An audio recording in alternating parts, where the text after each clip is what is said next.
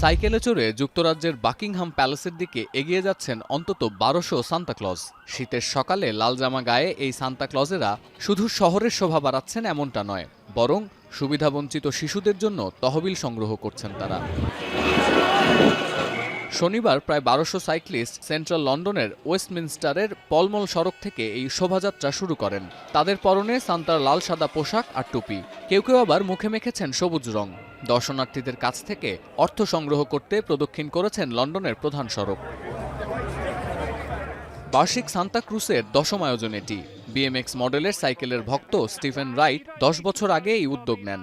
স্টিফেনের ৬ মাস বয়সের সন্তান টমি খুব অল্প বয়সে হৃদরোগে আক্রান্ত হয়। চিকিৎসার খরচ মেটাতে হিমশিম খাওয়া স্টিফেনকে অর্থ সহায়তা দেয় ইকোনমের একটি চ্যারিটি সংস্থা। সেখান থেকেই আর্ত মানুষের সহায়তায় এমন আয়োজন শুরু করেন তিনি। Originally, this was started 10 years ago. Tommy was in hospital. He had been hospitalised due to a near-fatal heart attack.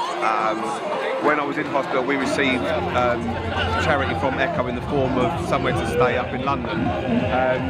This was just me paying it forward. I wanted to do something for the charity. এদিকে বড়দিনের ছুটি উপলক্ষে পৃথিবীর সবচেয়ে বড় skating site তৈরি করে পর্যটকদের চমকে দিয়েছে ফ্রান্স। রাজধানী প্যারিসে ৩০০০ বর্গফুট জায়গা জুড়ে বানানো হয়েছে ক্ষণস্থায়ী এই ইনডোর স্কেটিং স্পট। আয়োজকরা বলছেন, পৃথিবীর কোথাও এত বড় ইনডোর স্কেটিং স্পট নেই। ২০২৪-এর অলিম্পিকে এই ভেন্যুতেই ফেন্সিংয়ের ইভেন্ট অনুষ্ঠিত হয়েছিল। At the beginning, it's kind of difficult, but I'm getting used to it little by little. It's my first time as well, mine and my fiance as well, so yeah, we are having fun. It's okay, it's nice. আগামী বছর জানুয়ারির ৫ তারিখ পর্যন্ত খোলা থাকবে এই skating venue. তারপর প্রাকৃতিকভাবেই গলানো হবে বরফ দিয়ে তৈরি কৃত্রিম এই স্কেটিং স্পট। স্কেটিং করতে প্রাপ্তবয়স্কদের গুনতে হবে ৩০ ইউরো, আর শিশুদের জন্য প্রয়োজন হবে ১০ ইউরোর। প্রবেশ মূল্য পরিশোধ করলে আইস স্কেটস পাওয়া যাবে বিনামূল্যেই।